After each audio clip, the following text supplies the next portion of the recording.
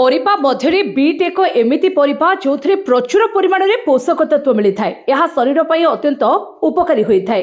तेबे किछि लोक बीट खाइबा को पसंद करुवा बेले किछि नापसंद मध्य करती, किंतु जो माने यार न्यूट्रिशन गुण विषय जानिछन्ति सेमाने प्रत्येक दिन डाएट रे बीट को शामिल करथांती।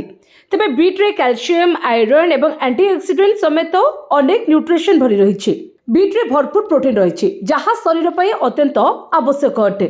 तेबे आज वीडियो रे मु आपनको कहबी बीट खाइबार उपकारिता संपर्क रे, अर्थात बीट खाइबा द्वारा हमको केउ सब फायदा मिली थाए।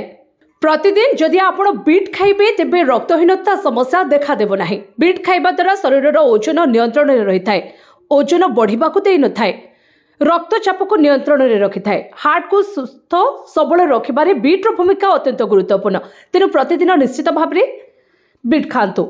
बीट हाड़ को मजबूत करि थाए, जेमिति कि जॉइंट पेन, हाड़रू हाड़ गैप देखा देबा, हाड़ दुर्बल हो जिबा एसबु समस्या दूर करि पारे बीट साहाय्य करि थाए। सही भली बीट खाइबा द्वारा ब्रेन साफ होई थाए, कोनोसी प्रकार मानसिक रोग देखा देई न थाए, स्मरण शक्ति वृद्धि पाई थाए। जदि पिला मानकर पाठ पढ़ा मन रहु न थाए तेबे आपण प्रतिदिन पिलांकु बीट खाइबा को दियंतु, जहा द्वारा सेमानकर स्मरण शक्ति वृद्धि पाइबो। बीट चर्म को सुस्थ सबल रखिबारे मध्य साहाय्य करि थाए। बीट रे बहु परिमाणर एंटीऑक्सीडेंट थाए। बीट खाइले झाड़ा एवं परिस्रा लाल रंगर होई थाए, केबे हेले डरिबे नाही। बीट खाइबा द्वारा शरीरर रोग प्रतिरोधक शक्ति वृद्धि पाई थाए।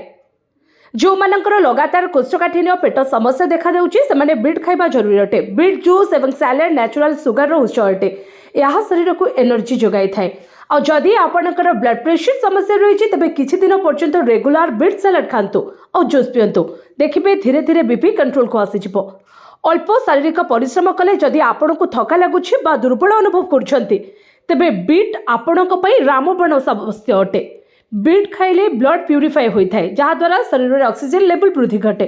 बीट सुंदरता पाई मध्य लाभदायक होई थाए। बीट खाइले केश झड़िबा कम होई थाए एवं फेस ग्लो मध्य करि थाए।